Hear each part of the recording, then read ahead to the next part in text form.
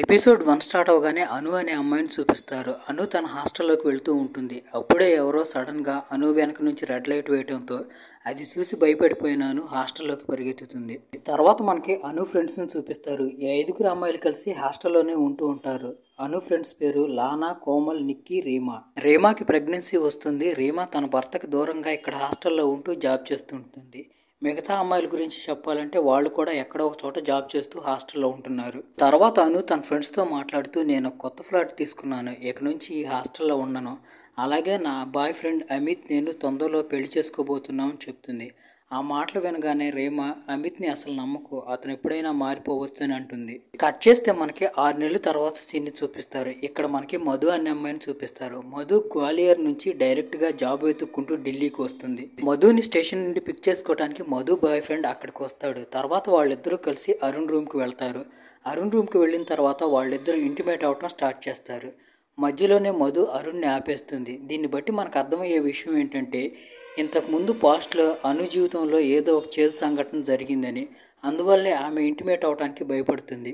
అరుణ్ కూడా ఆమె పరిస్థితిని అర్థం చేసుకొని మామూలుగా ఉండిపోతాడు. తర్వాత రోజు మధు ఇంటర్వ్యూకి వెళ్ళి ఇంటర్వ్యూ బాగా ఇస్తుంది. తర్వాత మధు అక్కడి నుంచి బెల్లాని కలుస్తుంది. బెల్లాతో మధుకి ఇంతకు ముందే పరిచయం ఉంది. మధు ఇంటర్వ్యూ ఇవ్వడానికి వచ్చిన కంపెనీలోనే బెల్లా జాబ్ చేస్తూ ఉంటుంది. బెల్లా తర్వాత మధుని అడుగుతుంది, ఇంటర్వ్యూ బాగా ఇచ్చావా అని. ఇంటర్వ్యూ అయితే బాగానే ఇచ్చాను, కానీ జాబ్ వస్తుందో లేదో తెలియదు అంటుంది మధు. దానికి బెల్లా మధుతో హెచ్ఆర్ నా ఫ్రెండేలే, నువ్వేం టెన్షన్ పడుకొని కన్ఫామ్గా జాబ్ వస్తుందని అంటుంది. మాటల మధ్యలో మధు బెల్లాని రూమ్ గురించి అడుగుతుంది. అప్పుడు బెల్లా మధుకి ఒక హాస్టల్ గురించి చెప్తుంది. అక్కడ చాలామంది అమ్మాయిలు ఇంతకుముందు నుంచే జాబ్ చేసుకునే వాళ్ళు ఉంటున్నారు, నువ్వు కూడా అక్కడే ఉండొచ్చు అని చెప్తుంది. అప్పుడే అక్కడికి బెల్లా ఫియాన్స్ నకుల్ వస్తాడు. నకుల్ వచ్చి బెల్లాని అక్కడి నుండి తీసుకువెళ్తాడు. వెళ్తున్న నకుల్ వైపే మధు అలానే చూస్తూ ఉంటుంది. తర్వాత మధు తన కోసం హాస్టల్ చూసుకోవడానికి హాస్టల్కి వెళ్తుంది. అక్కడే అను తన ఫ్రెండ్స్ ఉంటారు. హాస్టల్ వార్డెన్ గ్రేసీ మధుకు ఒక రూమ్ చూపిస్తుంది. ఆ రూమ్ నెంబర్ 333. గ్రేసీ మధుకు రూమ్ చూపిస్తూ రూమ్లో ఉన్న సామాన్ గురించి చెప్తూ, ఈ సామాన్ అనుది, నీకు ప్రాబ్లం అయితే చెప్పు, నేను రూమ్లో నుంచి ఆ సామాన్ తీసేపిస్తానంటుంది. దానికి మధు నాకు ప్రాబ్లం ఏం లేదు, నేను మేనేజ్ చేసుకుంటానని అంటుంది. తర్వాత మధు సామాన్ తీసుకుని హాస్టల్కి మధు అరుణ్ వస్తారు. అప్పుడు అరుణ్ మధుతో మాట్లాడుతూ, నాకు అసలు ఈ హాస్టల్ నచ్చలేదు, ఇది చూడటానికి అంత బాగాలేదు, అది కాకుండా సిటీకి చాలా దూరంగా ఉంది, మనం వేరే ఎక్కడైనా రూమ్ వెతుకుదామని అంటాడు. దానికి మధు నిజమే, కానీ ఇంత చీప్లో రూమ్ ఎక్కడ దొరుకుతుందని అంటుంది. తర్వాత మధు అరుణ్తో తన కోసం ఒక మెడికల్ సర్టిఫికేట్ తీసుకురామంటుంది. ఆ మెడికల్ సర్టిఫికేట్ వార్డెన్కి ఇవ్వాలని. దాంతో అరుణ్ మధు కోసం మెడికల్ సర్టిఫికేట్ తీసుకురావడానికి డైరెక్ట్గా సైకియాట్రిస్ట్ సోహిని దగ్గరికి వెళ్తాడు. సోహినినే మెడికల్ సర్టిఫికేట్లు ఇస్తూ ఉంటుంది. మధుకి సోహిని సర్టిఫికేట్ ఇస్తుంది. తర్వాత సోహిని మధుతో మాట్లాడుతూ, నాకు ఒక అసిస్టెంట్ కావాలి, నీ చూస్తే నువ్వు ఫిట్ అవుతావు అనిపిస్తుంది, నీకు ఇంట్రెస్ట్ ఉంటే పార్ట్ టైం జాబ్ చేయడానికి రమ్మంటుంది. మధు కూడా ఓకే అంటుంది. ఇంకోవైపు రూమ్ నెంబర్ 333లోకి 3 అమ్మాయిలు వెళ్ళి ఊజా బోర్డు మీద క్యాండిల్స్ వెలిగించి అను ఆత్మను పిలుస్తూ ఉంటారు. అంటే దీని అర్థం అను చచ్చిపోయిందని. కాసేపటికి ఊజా బోర్డు మీద కదలికలు స్టార్ట్ అవుతాయి. దాంతో గొడవ అవుతుంది. కింద నుండి వార్డెన్ గ్రేసీ సైలెంట్గా ఉండమని అరుస్తుంది. అంటే దీని అర్థం ఆ రూమ్లో ఎవరిదో ఆత్మ ఉందన్నమాట. తర్వాత మనకి ఒక చోట కూర్చొని మాట్లాడుకుంటున్న గ్రేస్ని కానిస్టేబుల్ ఈలు మిశ్రాని చూపిస్తారు. కానిస్టేబుల్ ఈలు మిశ్రా గ్రేస్ ఫ్రెండ్. వాళ్ళిద్దరూ మాట్లాడుకుంటున్న మాటలను బట్టి మనకు అర్థమయ్యేది ఏంటంటే రూమ్ నెంబర్ 333లో అను ఫ్రెండ్స్ వేరే ఎవరిని ఉండనివ్వరు, ఎందుకంటే ఆ రూమ్లో ఆత్మ ఉందని వాళ్ళ నమ్మకం. కానీ అను రోడ్ యాక్సిడెంట్లో చచ్చిపోయింది, అందుకని గ్రేస్ వాళ్ళ మాటల్ని నమ్మదు. తర్వాత గ్రేస్ ఈలుని అడుగుతుంది, నీ కొడుకు జీవా గురించి ఏమైనా తెలిసిందా అని. ఏమీ తెలియదు, 6 నెలల నుంచి జీవా గురించి ఎలాంటి డీటెయిల్స్ లేవు, జీవా ఫ్రెండ్ బబ్బన్ అయితే ఇక్కడే ఉండాడని అంటాడు. తర్వాత రోజు గ్రేసీ ఆ 4 అమ్మాయిల దగ్గరికి వెళ్ళి వాళ్ళతో మాట్లాడుతూ, మీరు ఇంతకుముందు పంపించినట్టుగానే ఇప్పుడు వచ్చిన కొత్త అమ్మాయిని కూడా భయపెట్టి ఈ రూమ్లో నుంచి పంపించేయడానికి ట్రై చేశారంటే నాకంటే చెడ్డది ఇంకోటి ఉండదు, మీరు ఎప్పటి నుంచో ఈ హాస్టల్లో ఉంటున్నారు, అలాంటిది ఏమైనా జరిగిందా, అలా అయితే మీరు కూడా ఈ హాస్టల్ ఖాళీ చేసి వెళ్ళిపోమని వార్నింగ్ ఇస్తుంది. దానికి వాళ్ళు మేము చచ్చినా కానీ ఈ హాస్టల్ వదిలిపెట్టి వెళ్ళమని అంటారు. తర్వాత మధు సామాన్లు తీసుకొని మధు అరుణ్ హాస్టల్కి వస్తారు. ఇంకోవైపు బబ్బన్ని పోలీసులు పట్టుకుంటారు, ఏదో ఇల్లీగల్ వర్క్ చేశాడని. దాంతో బబ్బన్ వెళ్ళి ఈలుని కలుస్తాడు. ఈలు జీవా గురించి ఏమైనా తెలిసిందా అని అడుగుతాడు. దానికి బబ్బన్ జీవా గురించి నాకేం తెలియలేదు అని అంటాడు. కానీ ఒక్క విషయం, హకీం అనే ఒక వ్యక్తి ఉన్నాడు, మందులే అతని ఆహారం, జీవా అతని కోసమే పనిచేసేవాడని చెప్తారు. తర్వాత మనకి హకీం అనే అతన్ని చూపిస్తారు. అతని శరీరం కొంచెం కొంచెంగా కుళ్ళిపోతూ ఉంటుంది. హకీం ఒక అతనికి తన మొగతనం పెంచడానికి మందు తయారు చేస్తూ ఉంటాడు. తర్వాత హకీం ఒక రూమ్లోకి వెళ్ళి ఒక తేలును చంపి ఆ తేలు రసాన్ని తెచ్చి అతనికి తాగిస్తాడు. అతను హకీంతో మాట్లాడుతున్న మాటలను బట్టి మనకు అర్థమయ్యే విషయం ఏంటంటే అతను ఎవరో ఎమ్మెల్యే తమ్ముడని. తర్వాత అతను హకీంతో మాట్లాడుతూ, నువ్వు ఎలాగైనా కానీ నన్ను బాగు చేయి, దానికి బదులుగా నీకేం కావాలంటే నేను నీకు అది ఇస్తానంటాడు. దానికి హకీం బబ్బన్ అనే అబ్బాయిని పోలీసులు పట్టుకున్నారు, ఎలాగైనా కానీ అతను విడిపించమని అంటాడు. ఇక్కడే మనకు అర్థమయ్యే ఇంకో విషయం ఏంటంటే బబ్బన్ కూడా హకీం కోసమే పనిచేస్తూ ఉంటాడు. అతను అక్కడి నుండి వెళ్లేసరికి హకీంని కలవటానికి ఈలు వచ్చి ఈలు తన కొడుకు జీవా గురించి హకీంని అడుగుతాడు. దానికి హకీం జీవా గురించి నాకేం తెలియదు, కానీ నాకు జీవా నా పనిలో బాగా హెల్ప్ చేసేవాడు, నా పనికి అవసరమైన మూలికలన్నీ అతను తీసుకొచ్చి ఇచ్చేవాడని చెప్తాడు. దాంతో ఈలు ఏం మాట్లాడకుండా అక్కడి నుండి వెళ్ళిపోతాడు. కట్ చేస్తే ఇంకోవైపు మనకి హాస్టల్లో ఉన్న మధుని చూపిస్తారు. మధు పక్క రూమ్లో ఉన్న రేమాని పరిచయం చేసుకోవడానికి రేమా రూమ్కి వెళుతుంది. అయితే అక్కడే ఉన్న రేమా నీలు మధుకి వార్నింగ్ ఇస్తూ, నువ్వు ఆ రూమ్లో ఉండి చాలా పెద్ద తప్పు చేస్తున్నావు, ఆ రూమ్లో ఉండేందుకు నువ్వు బాధపడతావు, వీలైనంత తొందరగా ఆ రూమ్ ఖాళీ చేసి వెళ్ళిపోమని అంటారు. అయితే మధు ఆ మాటలేవి పట్టించుకోకుండా తిరిగి తన రూమ్కి వెళ్ళిపోతుంది. తర్వాత రోజు మధు తన జాబ్లో జాయిన్ అవుతుంది. ఫస్ట్ రోజు బాగా గడిచిపోతుంది. లంచ్ టైంలో మధు బెల్లా కలిసి లంచ్ చేస్తారు. అప్పుడు మధు బెల్లాని నకుల్ గురించి అడుగుతుంది. అప్పుడు బెల్లా నకుల్ గురించి చెప్తూ, మేమిద్దరం ఆఫీస్ పని మీదే కలిసాం, నకుల్ ఆఫీస్ ఇక్కడికి దగ్గరలోనే ఉంటుంది, అలాగే తొందరలో మేమిద్దరం పెళ్లి చేసుకోబోతున్నాం అని చెప్తుంది. మధు రూమ్లోకి వెళుతూ నకుల్ ప్రొఫైల్ ఓపెన్ చేస్తుంది, తన గురించి ఏమైనా తెలుస్తుందేమోనని. అప్పుడే మధు రూమ్ డోర్ మీద ఎవరో నాక్ చేసినట్టుగా అనిపిస్తుంది. దాంతో మధు వెళ్ళి డోర్ ఓపెన్ చేస్తుంది. అయితే బయట ఎవరో కనిపించరు. ఇంకోవైపు రేమా నీలు మధుతో మాట్లాడుతూ, చూస్తుంటే ఆట స్టార్ట్ అయినట్టుగా, ఇప్పటికీ మించిపోయిందేం లేదు, నువ్వు రూమ్ ఖాళీ చేసి వెళ్ళిపోమని అంటారు. ఆ మాటలకి మధు నేను ఎవరికి భయపడనని చెప్పి రూమ్లోకి వెళ్ళి నిద్రపోతూ ఉంటుంది. నిద్రపోతున్న మధుకి సడన్గా ఒక పీడకల రావడంతో మధు ఉలిక్కిపడి నిద్రలేస్తుంది. అప్పుడే మనకి మధు వెనకాల ఉన్న ఒక ఆత్మను చూపిస్తారు. ఆత్మ మధు వైపు కోపంగా చూస్తూ ఉంటుంది. అంటే దీని అర్థం రూమ్లో ఎవరో ఉన్నారని. ఇక్కడతో ఎపిసోడ్ 1 ఎండ్ అయిపోతుంది. కట్ చేస్తే మనకి సంవత్సరం ముందు జరిగిన సీన్ని చూపిస్తారు. అక్కడ కాలేజ్ ఫేర్వెల్ పార్టీ జరుగుతూ ఉంటుంది. అక్కడ మనకి మధుని చూపిస్తారు. మధుని కలవటానికి అరుణ్ వస్తాడు. ప్రతి నెల మధుని కలవటానికి అరుణ్ గ్వాలియర్ నుంచి ఢిల్లీకి వస్తాడు. తర్వాత వాళ్ళిద్దరూ వచ్చి ఒక మూలన కిస్ చేసుకుంటూ ఉంటారు. అప్పుడే సడన్గా మాస్క్ వేసుకున్న 3 వ్యక్తులు వచ్చి అరుణ్ని పిచ్చి కొడతారు. తర్వాత వాళ్ళు మధు పైన అఘాయిత్యం చేస్తారు. మధు కేవలం అరుస్తూ ఉండిపోతుంది. ఇప్పుడు సీన్ మళ్ళీ ప్రజెంట్లోకి వస్తుంది. మధు నకుల్ ఆఫీస్కి వెళ్ళి అక్కడ ఒక ఎంప్లాయీని నకుల్ డీటెయిల్స్ అడుగుతూ ఉంటుంది. ఇంతకుముందు నకుల్ గ్వాలియర్లో ఎక్కడుండేవాడని. అప్పుడే నకుల్ పెద్దగా ఎంప్లాయీని పిలుస్తాడు. నకుల్ని చూసి మధు భయపడి అక్కడి నుండి పారిపోతుంది. ఇంకోవైపు మనకి లానాని చూపిస్తారు. లానా సైలెంట్గా యాపిల్ తింటూ ఉంటుంది. లానా మెడ మీద మనకు ఒక గుర్తు కనిపిస్తుంది. ఆ గుర్తు చూస్తే మనకేమనిపిస్తుందంటే ఎవరో లానా గొంతు పిసికారని. తర్వాత ఈలు వచ్చి గ్రేస్ని కలుస్తాడు. వాళ్ళిద్దరూ రూమ్ నెంబర్ 333 గురించి మాట్లాడుకుంటారు. అప్పుడు గ్రేస్ ఈలుతో మాట్లాడుతూ, అసలు ఆ అమ్మాయిలకి ఏమైందో అర్థం కావట్లేదు, వాళ్ళు ఎందుకు ఆ రూమ్లోకి వెళ్ళాలంటే అంత భయపడుతున్నారో అంటాడు. దానికి ఈలు గ్రేస్తో మాట్లాడుతూ, నేను ఈ మధ్య హకీం అనే ఒక అతన్ని కలిశాను, అతనికి బ్లాక్ మ్యాజిక్ కూడా తెలుసని అందరూ అనుకుంటున్నారు, వీలైతే నువ్వు ఒకసారి అతన్ని పిలిపించమని అంటాడు. దానికి గ్రేస్ కూడా ఓకే అంటుంది. ఇంకోవైపు మనకి హకీంని చూపిస్తారు. హకీం పైనుండి ఎవరో అమ్మాయిని తీక్షణంగా చూస్తూ ఉంటాడు. అప్పుడే హకీంకి గ్రేస్ దగ్గర నుంచి కాల్ వస్తుంది. గ్రేస్ హకీంని హాస్టల్కి రమ్మని చెప్తుంది. ఇంకోవైపు మనకి మధుని చూపిస్తారు. మధు తన జాబ్ కంప్లీట్ చేసుకుని సోహిని దగ్గరికి వెళ్ళి జాబ్ చేస్తుంది. ఆ జాబ్ కూడా బాగా చేస్తుంది. అక్కడ మధుకి సోహిని కూతురు సోనీతో పరిచయం అవుతుంది. వాళ్ళిద్దరూ మంచి ఫ్రెండ్స్ అయిపోతారు. తర్వాత మధు సోహినితో మాట్లాడుతూ, మేడం, నేనుండే హాస్టల్ రూమ్లో కొంతమంది అమ్మాయిలు ఉన్నారు, నేనుండే రూమ్లో వాళ్ళకి ఏం ప్రాబ్లం కనిపించిందో నాకైతే తెలియదు, వాళ్ళు ఆ రూమ్ గురించి చాలా భయపడిపోతున్నారు, అలాగే నన్ను భయపెడుతూ అక్కడ నుండి వెళ్ళిపోమని అంటున్నారని అంటుంది. మధు మాటలు విని సోహిని వాళ్ళంతా ఊహించుకుంటున్నారేమో అంటుంది. ఇంకోవైపు హకీం గ్రేస్ దగ్గరికి వచ్చి ఆ రూమ్లోకి వెళ్తాడు. ఆ రూమ్లోకి వెళ్ళిన తర్వాత హకీం గ్రేస్తో మాట్లాడుతూ, ఇక్కడైతే ఏదో ఉంది, నేను ఫీల్ అవుతున్నానని అంటాడు. తర్వాత హకీం మిగతా అమ్మాయిలతో మాట్లాడుతూ, మీరు వెళ్ళాలనుకున్నా కానీ ఈ హాస్టల్ వదిలిపెట్టి బయటికి వెళ్ళలేకపోతున్నారు కదా అని అంటాడు. ఆ మాటలకి ఆ అమ్మాయిలు అవునని అంటారు. అయితే గ్రేస్ వాళ్ళ మాటలు నమ్మదు. దాంతో గ్రేస్ హకీంని అక్కడ నుండి వెళ్ళిపోమని అంటుంది. దాంతో హకీం, ఇప్పుడైతే నేను వెళ్తున్నాను, ఆ రూమ్లో ఏదైతే ఉందో అది ఈ అమ్మాయిని వదిలిపెట్టదు, అలాగే ఆ రూమ్లో ఉండటానికి వచ్చిపోయిన అమ్మాయిని కూడా వదిలిపెట్టదు అని అంటాడు. అయితే గ్రేస్ హకీం మాటలను పెద్దగా పట్టించుకోదు. ఇంకోవైపు మధు తన రూమ్లో అరుణ్ని కలవటానికి రెడీ అవుతూ ఉంటుంది. అప్పుడే వెనక నుండి ఆ ఆత్మ మధుని చూస్తూ ఉంటుంది. ఇంకోవైపు హాస్టల్ గేట్లో నుండి లానా హకీంతో మాట్లాడుతూ ఏదో ఒకటి చేసి మమ్మల్ని ఇక్కడి నుండి బయటికి తీసుకువెళ్ళమని అంటుంది. దానికి హకీం అయితే ఇప్పుడే నాతో పాటుగా వచ్చేయి అంటాడు. దాంతో లానా ఒక అడుగు బయటికి వస్తుంది. ఆమె ఇంకొక అడుగు వేయలేకపోతుంది. ఎందుకంటే ఎవరో ఆమె గొంతుకి ఉచ్చేసి లాగుతూ ఉంటారు. ఆ గుర్తు మనకు కనిపిస్తూ ఉంటుంది.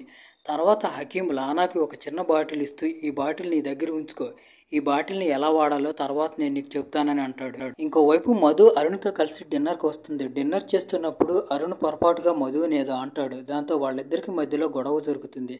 తర్వాత అరుణ్ మధుని తీసుకువెళ్ళి తన రూమ్కి వెళ్తాడు. ఆ తర్వాత అరుణ్ మధుతో మాట్లాడుతూ ఆ రోజు జరిగింది నేను ఎప్పటికీ మర్చిపోలేను. ప్రతిరోజు రాత్రి పీడకల్లాగా వచ్చి నన్ను ఇబ్బంది పెడుతుందని అంటాడు. ఆ రోజు ఫేర్వెల్ పార్టీలో జరిగింది అరుణ్ ఇంకా మర్చిపోలేదన్నమాట. ఇంకోవైపు మనకి గ్రేసుని ఈలుని చూపిస్తారు. గ్రేస్ ఈలుతో మాట్లాడుతూ నువ్వు నీ కొడుకు గురించి అసలు పట్టించుకోలేదు, నీ కొడుకు కూడా నువ్వంటే ఇష్టం లేదు, కనీసం నువ్వు ఎలా ఉన్నావో కనుక్కోవడానికి నీకు ఫోన్ కూడా చేయలేదంటుంది.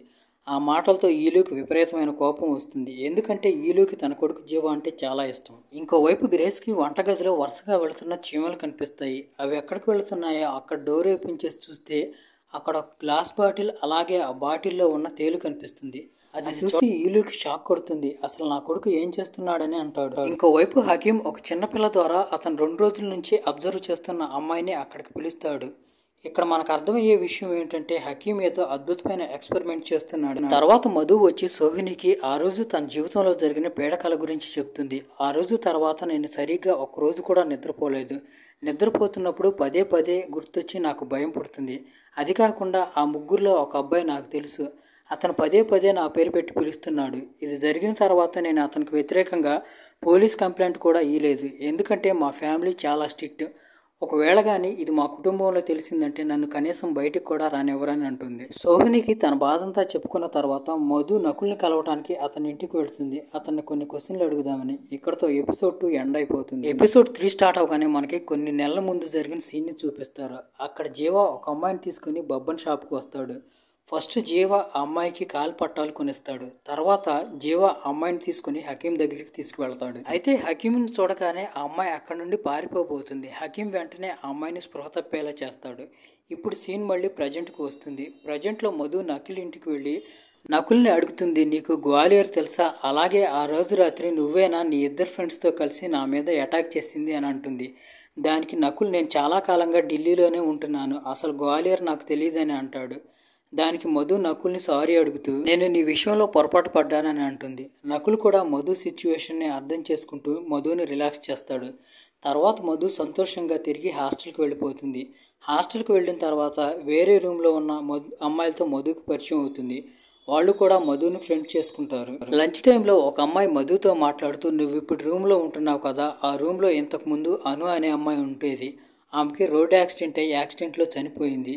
అప్పటి నుంచి ఆమె ఫ్రెండ్స్ ఆ రూమ్ గురించి ఉన్న మాటలు లేని మాటలు కామించి మాట్లాడుతున్నారని అంటుంది. తర్వాత ఈలు హకీంని కొన్ని ప్రశ్నలు అడుగుదామని హకీం దగ్గరికి వెళ్తాడు. అయితే ఈలు అక్కడికి వెళ్ళేసరికి హకీం ఎవరినో బాగు చేస్తూ ఉంటాడు. అక్కడ బబ్బన్ కూడా ఉంటాడు. కాసేపటి తర్వాత ఆ లేడీ వెళ్ళిపోతుంది. తర్వాత ఈలు హకీంని కొన్ని ప్రశ్నలు అడుగుతాడు. అయితే హకీం వాటికి సరిగా సమాధానాలు చెప్పడు. దాంతో ఈలు అక్కడ నుండి బయటికి వచ్చేస్తాడు. అప్పుడే హకీం దగ్గర బాగు చేయించుకుంటున్న లేడీ అతనికి కనిపిస్తుంది. దాంతో ఈలు ఆమెతో మాట్లాడతాడు. అప్పుడే ఆమె చేతి మీద ఒక ఘాటు కనిపిస్తుంది. ఈలు అదేంటని అడుగుతాడు. దానికి ఆమె అక్కడి నుండి బ్లడ్ తీసుకొని హకీం టెస్ట్ చేస్తాడని చెప్తుంది. దాంతో ఈలు ఆ చేతిని ఒక ఫోటో తీసుకొని అక్కడి నుండి వెళ్ళిపోతాడు. తర్వాత ఈలుని వాళ్ళ సీనియర్ పిలుస్తాడు. ఈలు వాళ్ళ సీనియర్తో మాట్లాడుతూ సార్ నేను నా కొడుకు కోసం వెతుకుతున్నాను, వీలైనంత తొందరగా అతన్ని పట్టుకుంటాను. అలాగే ఇంతకుముందు మన దగ్గరికి ఒక సీరియల్ కిల్లింగ్ కేసు వచ్చింది కదా, ఆ సీరియల్ కిల్లింగ్లో కిల్లర్ ఉమెన్ దగ్గర నుంచి రక్తం మొత్తం పోయేలా చేసి వాళ్ళని చంపేస్తాడు. ఆ కేసుని మనం ఇప్పటి వరకు సాల్వ్ చేయలేదు. ఆ కేసు ఇంకా ఓపెన్లోనే ఉంది. ఒకవేళ మీరు ఒప్పుకుంటే నేను ఆ కేసు మీద పనిచేస్తానని అంటాడు. దానికి వాళ్ళ సార్ కూడా పర్మిషన్ ఇస్తాడు. తర్వాత ఈలు వెళ్ళి ఆ కేసుకు సంబంధించిన ఫైల్ తీసుకుని ఆ ఫైల్ చదవటం మొదలు పెడతాడు. దాంట్లో ఒక ఫోటో చూసి ఈలు షాక్ అయిపోతాడు. ఎందుకంటే ఆ ఫైల్లో ఉన్న ఒక ఫోటోలో ఒక అమ్మాయి కాలు పట్టి కనిపిస్తుంది. అదే ఆ రోజు రాత్రి సీసాలో జీవా రూమ్లో దొరికింది. ఇంకోవైపు మనకి హకీంని చూపిస్తారు. హకీం ఒక అమ్మాయిని ఒక సీక్రెట్ రూమ్లో పెడతాడు. తర్వాత హకీం ఆ అమ్మాయి చేయి మీద కత్తి పెట్టి ఒక ఇంటూ మార్క్ పెడతాడు. తర్వాత ఆ అమ్మాయి రక్తం పోతూ తీసుకొని ప్రాణం విడుస్తుంది. ఇక్కడ మనకు అనిపించే ఒక విషయం ఏంటంటే ఆ సీరియల్ కిల్లర్ హకీమేనేమో అనిపిస్తుంది. ఇక్కడ మనకి హకీం మాటలను బట్టి అర్థమయ్యే విషయం ఏంటంటే అతను రోజుకి కొంచెం కొంచెంగా కుళ్ళుతూ అలాగే చనిపోతాడు. అందుకనే హకీం ఇలాంటి అమ్మాయిని తీసుకొచ్చి బలిస్తూ ఉంటాడు. అలా బలిస్తే అతను బతుకుతాడని అతని నమ్మకం. అప్పుడే అక్కడికి బబ్బన్ వస్తాడు. బబ్బన్కి ఇదంతా నార్మల్గా అనిపిస్తుంది. అంటే దీని అర్థం ఈ జరిగే మర్డర్లన్నిటి గురించి బబ్బన్కి కూడా తెలుసు అనమాట. తర్వాత హకీం బబ్బన్తో మాట్లాడుతూ ఈ అమ్మాయి ఆత్మ వల్ల నాకు ఎలాంటి ఉపయోగం లేదు, నాకు ఒక గాయపడిన అమ్మాయి ఆత్మ కావాలి, తనే నన్ను బాగు చేస్తుంది అంటాడు. అప్పుడే లానా దగ్గర నుంచి హకీంకి ఫోన్ వస్తుంది. ఆ ఫోన్ మాట్లాడటానికి హకీం అక్కడ నుండి వెళ్ళిపోతాడు. ఇంకోవైపు ఇక్కడ హాస్టల్లో మధు రూమ్కి పక్క రూమ్లో ఉండే అమ్మాయిలు వస్తారు. వాళ్ళ రూమ్లో సాకెట్ పని చేయట్లేదని మిక్సీ వేసుకోవడానికి మధు రూమ్కి వస్తారు. మిక్సీ వేసిన తర్వాత ఆ అమ్మాయి జార్లో పిండిని తీస్తూ ఉంటుంది. అయితే అప్పుడే ఎవరూ ఆన్ చేయకుండా ఆటోమేటిక్గా అదే ఆన్ అయి తిరుగుతూ ఉంటుంది. దాంతో ఆ అమ్మాయి వేలు జార్లోనే స్టక్ అయిపోతుంది. ఈ సీన్ చూడటానికి చాలా భయంకరంగా ఉంటుంది. అది చూసి మధుకు కూడా చాలా భయం వేస్తుంది. ఎలాగోలా ఆ రాత్రి గడిచిపోతుంది. తర్వాత రోజు ఉదయం మధు వెళ్ళి తన హెయిర్ స్టైల్ చేంజ్ చేపిస్తుంది. ఎందుకంటే సోహిని కూతురు సోని హెయిర్ స్టైల్ చేంజ్ చేస్తే నువ్వు చూడటానికి బాగుంటావని చెప్తుంది. తర్వాత మధు వెళ్ళి అరుణ్ని కలుస్తుంది. తర్వాత వాళ్ళిద్దరూ ఇంటిమేట్ అవడం స్టార్ట్ చేస్తారు. అరుణ్కి ఏదో గుర్తొచ్చి ఆగిపోతాడు. ఇంకోవైపు చచ్చిపోయిన విక్టిమ్ అమ్మా నాన్నతో మాట్లాడటానికి ఈలు అక్కడికి వస్తుంది. అమ్మాయి వాళ్ళ తాతయ్యకి హకీంతో మంచి పరిచయం ఉంది. అతనే తీసుకెళ్లి ఆ అమ్మాయిని హకీంకి ఇస్తాడు. అందువల్ల మేమేమీ చేయలేకపోయాం. తర్వాత హకీం ఎక్కడికి వెళ్ళాడో మాకు తెలియదు. తర్వాత అమ్మాయిది డెడ్ బాడీ దొరికింది. ఆ రోజు మా అమ్మాయిని ఒక అబ్బాయి తీసుకువెళ్ళాడని చెప్తారు. దాంతో ఈలు జీవా ఫోటోని వాళ్ళకు చూపిస్తుంది. దాంతో వాళ్ళు అవును ఇతనే మా అమ్మాయిని తీసుకెళ్ళిందని అంటారు. ఆ మాటలు విని ఈలుకి ఒక దెబ్బకు మైండిపోతుంది. ఇంకోవైపు లానా సైలెంట్గా హకీంని రూమ్ నెంబర్ 333కి పిలుస్తుంది. హకీం అక్కడికి వెళ్ళేసరికి ఆ ఆత్మ హకీంని పిచ్చి కొడుతూ ఉంటుంది.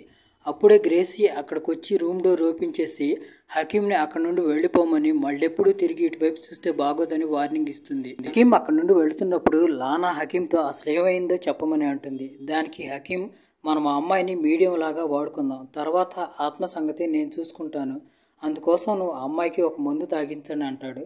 తర్వాత కోమల్ రీనా కలిసి మధు దగ్గరికి వచ్చి ఫ్రెండ్స్ లాగా మాట్లాడుతూ ఉంటారు. వాళ్ళ ప్రవర్తన చూసి మధుకి చాలా వింతగా అనిపిస్తుంది. కానీ మధు వాళ్ళతో మాట్లాడుతుంది. తర్వాత రీమా వచ్చి కోమల్కి మధుకి టీ ఇస్తుంది. ఆ టీని మధు తాగుతుంది. ఆ సీసాలో ఉన్న మందు మధు చేత తాగించడానికే వాళ్ళు మధుతో ఫ్రెండ్షిప్ చేశారని మనకు అర్థమవుతుంది. చేస్తే ఇంకోవైపు మనకి అరుణ్ని మధుని నకుల్ బెల్లా పార్టీలో చూపిస్తారు. అరుణ్ని మధుని నకుల్ బెల్లా వాళ్ళు ఇన్వైట్ చేశారు. తర్వాత అరుణ్ నకుల్ కూడా మాట్లాడుకుంటారు. పార్టీలో అరుణ్ ఫుల్గా మందు కొడతాడు. కాసేపటికి మధు అరుణ్ని వెతుక్కుంటూ అరుణ్ దగ్గరికి వస్తుంది.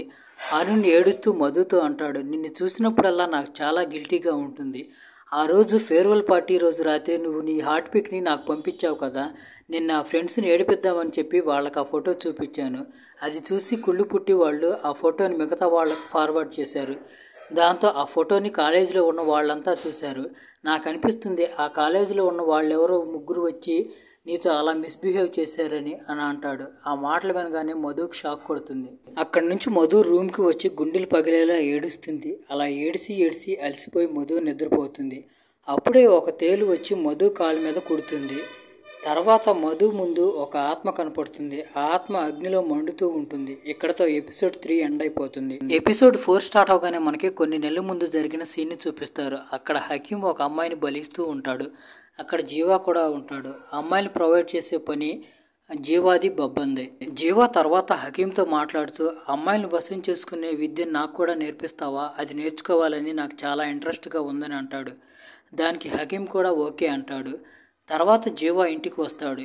ఈలు జీవాతో చాలా ప్రేమగా మాట్లాడుతుంది. కానీ జీవా మాత్రం వాళ్ళ అమ్మతో చాలా రూడ్గా మాట్లాడతాడు. ఇక్కడే మనకు తెలిసే విషయం ఏంటంటే జీవా వాళ్ళ నాన్న ఈలుని జీవాని బాగా కొట్టేవాడు. అందువల్ల ఈలు వాళ్ళ నాన్నను వదిలిపెట్టేసి వచ్చి జీవాతో కలిసి వేరేగా ఉంటుంది. అయితే కొన్ని రోజుల క్రితం జీవా ఒక అమ్మాయి కంట్లో పొడుస్తాడు. దాంతో ఈలు జీవాని కొన్ని రోజులు జైల్లో పెట్టిస్తుంది. అందువల్ల జీవాకి ఈలు అంటే విపరీతమైన కోపం. ఆమెతో మాట్లాడు. కానీ ఈలు జీవాకి నచ్చజెబుతూ ఆ టైంలో ఆ అమ్మాయి వాళ్ళ నాన్న నిన్ను చంపేయాలని నీ కోసం తిరుగుతున్నాడు, నిన్ను కాపాడాలని నేను జైల్లో పెట్టించానని అంటుంది. అయితే జీవా ఈలు మాటలు పట్టించుకోడు. ఇంకోవైపు మనకి మధుని చూపిస్తారు. మధు కాలు మీద ఆ తేలు కుట్టిన గుర్తుంటుంది. అప్పుడే రీమా కోమల్ అక్కడికి వచ్చి మధుకి మళ్ళీ టీ ఇస్తారు. అంటే వీళ్ళు ఏదో ఒక విధంగా మధుకి మందిస్తున్నారనమాట. తర్వాత మధుని కలవటానికి అరుణ్ వస్తాడు. అయితే మధు అరుణ్తో అసలు మాట్లాడదు. తర్వాత నిక్కీని తీసుకువెళ్ళటానికి నిక్కీ వాళ్ళమ్మ అక్కడికి వచ్చింది. ఎందుకంటే నిక్కీ ఒక రిచ్ ఫ్యామిలీ నుంచి బిలాంగ్ చేస్తుంది. కానీ ఆమె ఎప్పుడు హాస్టల్ వదిలిపెట్టి వెళదాం అనే మాటే మాట్లాడదు. అయినా కానీ వాళ్ళు బలవంతంగా నిక్కీని కారులో ఎక్కించుకొని తీసుకువెళ్తూ ఉంటారు. అప్పుడే సడన్గా నిక్కీ ముక్కులో నుంచి నోట్లో నుండి రక్తం వస్తుంది. దాంతో భయపడిపోయి వాళ్ళు మళ్ళీ నిక్కీని హాస్టల్లో వదిలిపెడతారు. ఇక్కడ మనకు ఒక విషయం క్లియర్గా అర్థమవుతుంది. ఏంటంటే ఎట్టి పరిస్థితుల్లోనూ ఆత్మ హాస్టల్లో ఉన్న అమ్మాయిని బయటికి వెళ్ళనివ్వదు. ఇంకోవైపు మధు వెళ్ళి సోహిని పిల్లికి అన్నం పెడుతుంది. ఏమైందో ఏమో తెలియదు కానీ మధుని చూసి సోహిని పిల్లి భయపడిపోతుంది. అప్పుడే సడన్గా మధుకి ఏమైందో అర్థం కాదు. మధు ఆల్మోస్ట్ సోహిని పిల్లిని చంపేయబోతుంది. అప్పుడే సోహిని కూతురు సోనా వచ్చి పిల్లిని కాపాడుతుంది. మధు మళ్ళీ నార్మల్ అయిపోతుంది. ఇంకోవైపు ఈలు బబ్బన్ దగ్గరికి వెళ్ళి ఆ చనిపోయిన అమ్మాయి కాలికొండ పట్ట నీ షాపులోనే కొంది.